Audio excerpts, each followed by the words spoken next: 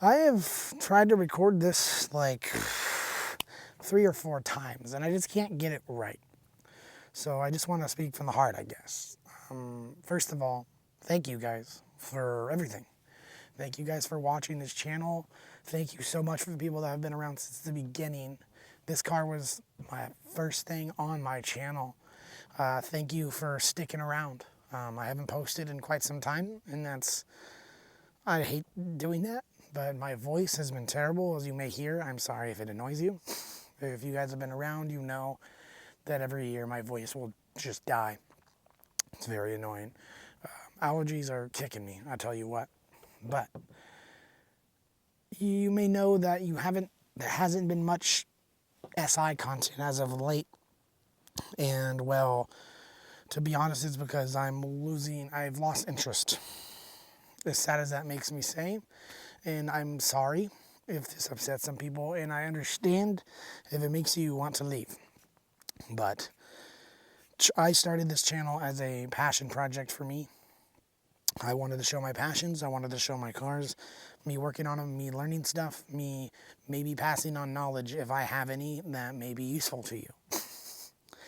And me staying stagnant on a car that I've lost interest in because I didn't want to upset the viewers, because that's what many of you have came for, that I've kept it. I became stale with it just because I think it would upset some of you or a lot of you.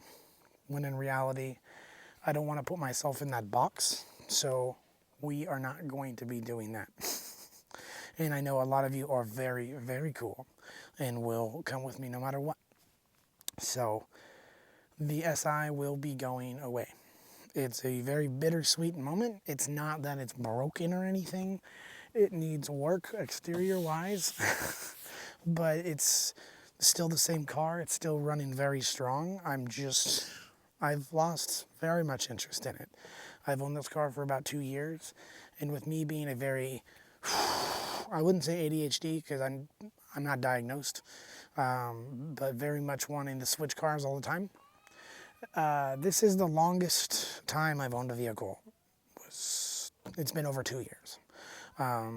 Sort of. Running the whole time kind of car, right? And well, so the tides are going to kind of switch.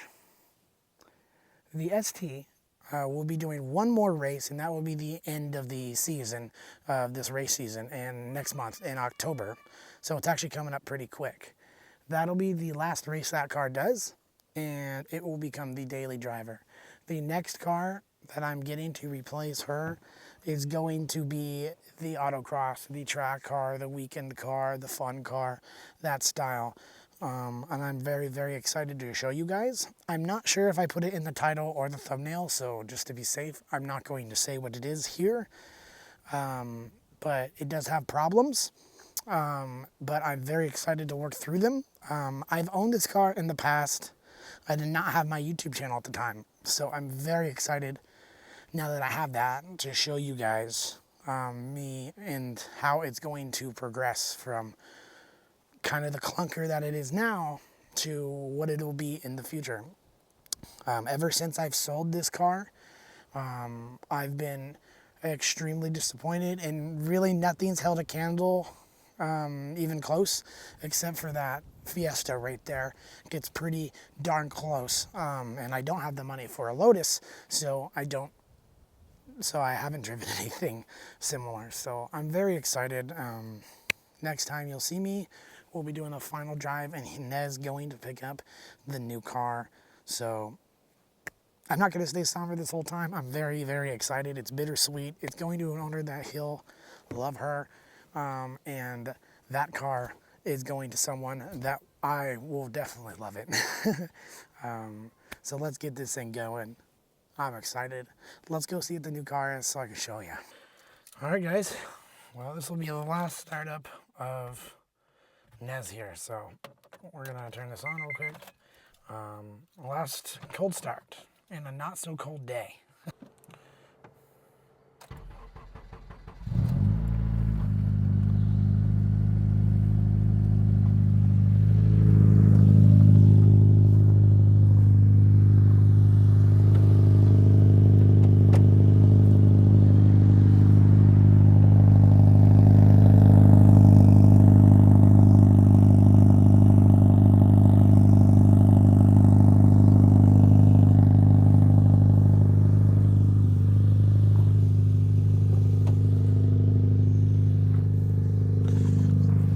Yeah, it's sad. It's sad. It's really bittersweet, you know, very much. But let's get her warmed up. Sit here, warm up a little bit, and we'll hit the road. Hey guys, welcome back. We're on the way there. Tell you what, there's a few things I'm going to miss dearly about this car. Is the 2-tier dash. I love the 2-tier dash. The shifter is insane, and the sound system. I think I'm most upset about the sound system. I'm very upset with me having to lose the sound system. I did take the sub and amp, the mono amp and the sub out, so that will be going into the ST, which will be nice. The ST doesn't have a great sound system, but it's okay. If I add bass, I think it'll be nice. It'll be way nicer.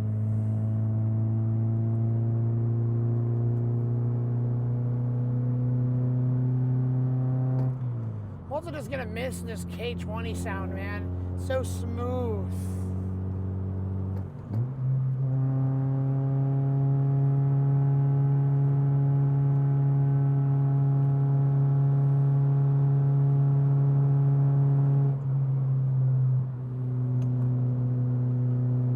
It's such a smooth sound. I'm gonna miss it. Just the VTEC and I don't know, just how easy it is to use these cars, you know. The really great community. That's a big vulture. H-Gen's always had a fantastic community, so it's gonna be sad to see it go. I mean, the H-Gen was one of my dream cars, and well, I did what I wanted with it, you know. I did the things I wanted, other than like the Type R's front and rear and like some T37s or something. But I don't know. I don't want to dump that much into it. I think, you know, realistically, I got what I wanted with it, and it's time to part ways, you know.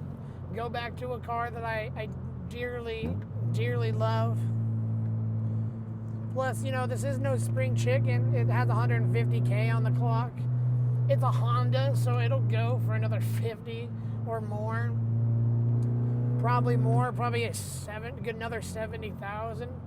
But still, you know, I just kind of don't want to be here when everything starts to break and it sours my my memory of this car. I want it to still be good. Because again, I've kind of just lost motivation to want to mod this car, and if it were to break, I would have almost no motivation to want to fix it. So by getting rid of it now, I only have good memories with it, and I could look back at this channel and redo all those memories. It'll be awesome, and I get to start new memories with a new car. I could have my dad help me. I want to help do mods with him, so we could both drive it at autocross. It'll be his first time working on one of them, so I think it'll be really fun. So, I mean, with enough yapping, I'm gonna stop yapping. I'm gonna listen to some music, enjoy the last bit of the sound system, these really nice BC coils, and just the smooth ride and smooth K20 sound, and just kind of bask in this car for a little bit. Man, I'm gonna miss it. I know you guys are gonna miss it, but it's on to something else. So, with that being said, I will see you guys at home when we have the car at home, and I'll show you around. I'll see you guys. And, well, here we are. Some of you probably seen it coming. All of you might have seen it coming. Maybe none of you have seen it coming. You're either really happy right now or really pissed off. I don't think there's much, like, middle ground here, and I'm sorry. If you choose to stay with me, you won't regret it. Now, if you choose to leave, I understand. Goodbye. Wink, wink, nation. The little cute monster is just too much for some people. I'm so thrilled, okay? I'm so excited. It's been over 2 years. I think it's getting close to 3 years ago. I own a Miata. And ever since I have missed it so much, ever since I've just been dreaming of getting another one. And why did I sell mine? And yada yada. Which at the same time, I'm glad I did because I was able to get an as the SI. Well, here we are again with a Miata. And to be fair, a worse one. I'm not going to lie. It is not as good as my last one was. But this gives me an opportunity to build my Miata, not just buy it the way it was. I bought my last one exactly the way it was. The only thing I did to that car was I did a couple bit of maintenance items, and then I did a different gauge cluster and steering wheel. That's it. Everything else was already finished. I want to experience Miata myself and build one my own way. Get out of here. Get out of here. Go. Dickheads, go. You're not that guy, pal. You're not that guy. Meanwhile, Sorry, I had to shoo birds away. Ducks were about to come into frame. But I am so thrilled to be able to work on my own vehicle. So, how did this happen? What's going on? Am I in a dream? I think I am. I am on a cloud nine with excitement, nervousness, just like, I'm so thrilled. Like, I'm so excited. It's so nervous. I finally got a Miata again. And it's Silverstone Silver. I know silver's pretty basic, but like I like silver. I've never owned a silver car. It has the hardtop with the glass. My last one didn't have glass. It was plexiglass and looked terrible. This one has glass. It has leather seats, which they will go at some point. So, specs, what is it? So this is a 1991 Mazda Miata. So, things for you to know. This is an NA, meaning first gen, meaning pop-up headlights. That's what's important about life is it has pop-ups. Okay, so the NA Miata went from 89 to 97. And from 1994 to 97, they made the 1.8 liter inline four, when the 89 to 93 had the 1.6 liter. So if you guys are astute enough, you realize this has a 1.6 in it, not the 1.8. So yes, makes less power. It makes a blistering 116 horsepower to the crank and 100 foot-pounds of torque. Woo! Crazy! Whereabouts the 1.8 makes around like 138 and 115 foot-pounds of torque, something like that. It's a roughly like around 15 to 20 horsepower and torque more than the 1.6 is. So, all things considered, the 1.8 is better. Sort of, right? That will be an argument from until the cows come home. I'll probably make my own video on what's better at one point. Spoiler, it's the 1.8. It's just they're a little more expensive. They're a little harder to find. People like them a lot. So 1.6 cheaper. And the 1.6 does rev a little like happier. It's more freely revving, and it makes way more peaky power at the top of the rev range. When the 1.8 is faster, no doubt, but it's way more efficient. It's not so peaky. It makes power before, you get way up in the rev range. You still have to go for it because it's a little 130 horsepower car. But this, you really have to wind it out, and that makes it for more like a sport car experience, if you could call it that. It weighs 2,100 pounds. This is the lightest one you can get because it doesn't have power steering, it doesn't have power windows, and it doesn't have AC. Perfect. That's exactly what I wanted. It also...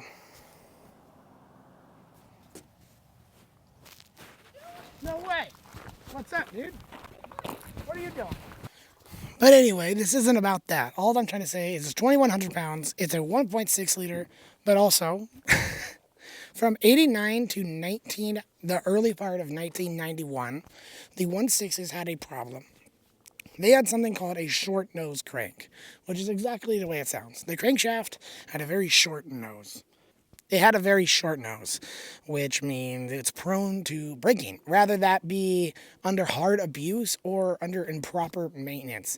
It would crack, it would break, causing the pulley to be either loose or the whole crankshaft possibly breaking. So the 1.6 short noses are probably one of the most not sought after cars there was. So that's a bummer. But in the later half of 1991, they revised the 1.6 to make a long nose variant, making the best 1.6, the long nose 1.6 that went from late 91 to 1993, because then in 94 they went to the 1.8.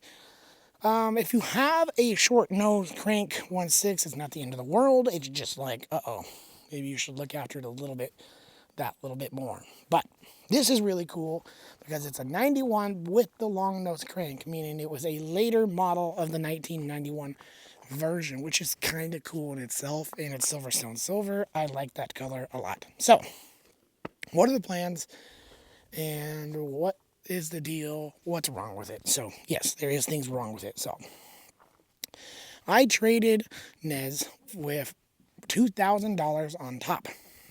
Because let's face it, the modern landscape of Miatas is ridiculously expensive. These cars are no longer a couple $1,000s. They're no longer the $2,000 I got on top worth. They are a lot of money, especially with a color matching hardtop. I see some go for a lot of money with a color matching hardtop with nothing, no glass, no plexiglass, no nothing, in a beat car. I saw a Miata the other day where I live. It is slammed on steelies with rust everywhere. Everywhere. It's rotted through everywhere. It's $5,000. And you know what? It's going to sell, because that's what's ridiculous about this. So, honestly, not a bad gig. This car has 139,000 miles on it. I'm about to cross over to 140. Not too worried about it, because we're going to be doing good maintenance on it. We're going to keep on top of stuff. And worst case, it blows up. It's not a lot of money to either rebuild or replace these motors. It's kind of like Lego blocks. It's funny, the barrier of entry into Miatas is expensive, but keeping one running and keeping one going is insanely cheap. So with 140,000 miles on the clock, it's not bad. Again, 5-speed manual. Now, what's wrong with it? The brakes are horrendous. Specifically, the rear left. The rear left caliper is leaking. I don't exactly know why. I've been under the car to check for rust. By the way, it is a rust-free car except for one spot, which I will mention in a minute. The rear caliper is leaking. I'm not sure if it's the actual caliper or if it's the line to go into the caliper, but somewhere around there it's leaking. So there is a huge amount of air in the system of these brakes. It is a not safe car to drive. So that's why I drove it home, and then it is not driving until those brakes are replaced. No bueno, it's not happening. So it's staying right here in that garage until it's fixed and ready to roll with good brakes. Also, the master cylinder's brake booster that it's mounted on is rusted. At one point, an old master cylinder was leaking, and it got very wet there, and it rusted. And it's quite well rusted.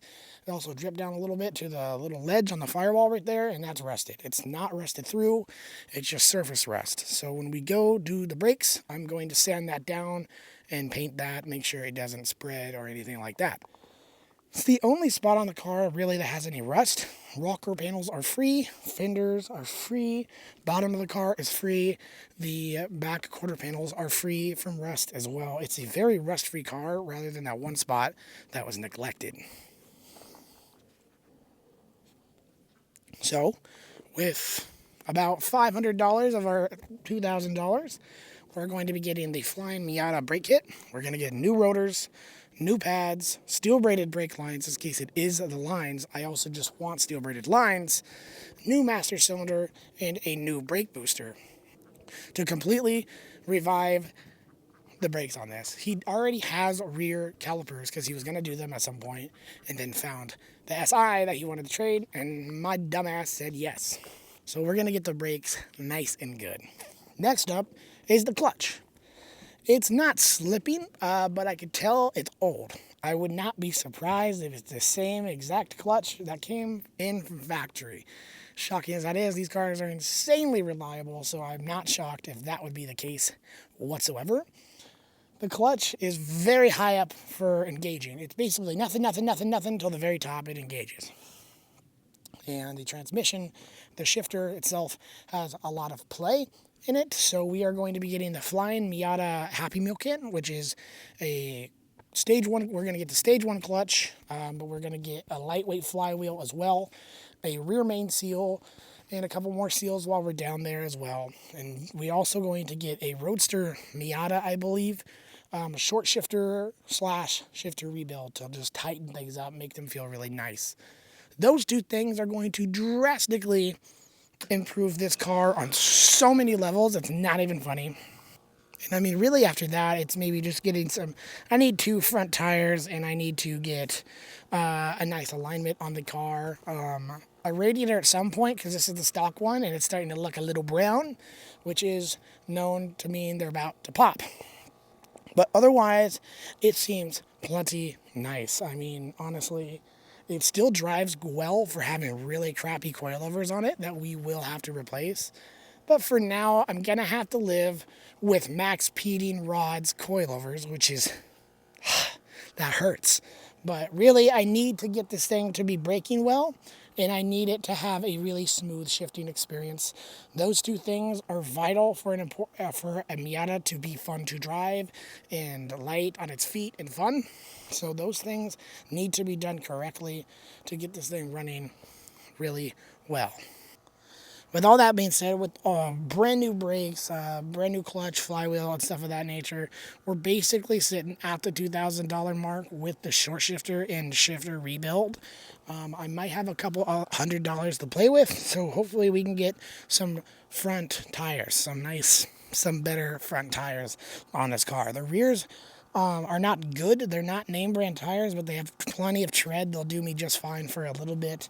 But get some nice tires for the front at least, and a nice alignment to steer, help that steering wheel.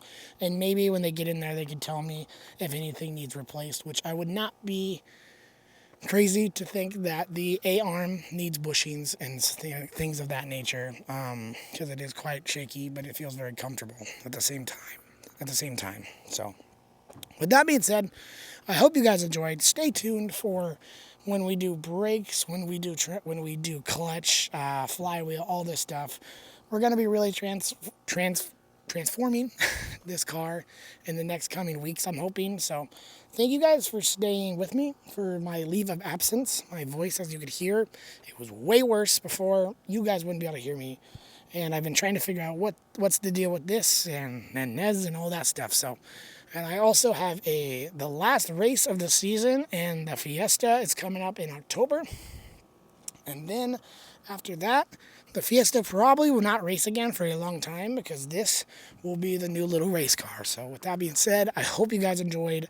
Comment down below what you want to see with the Miata.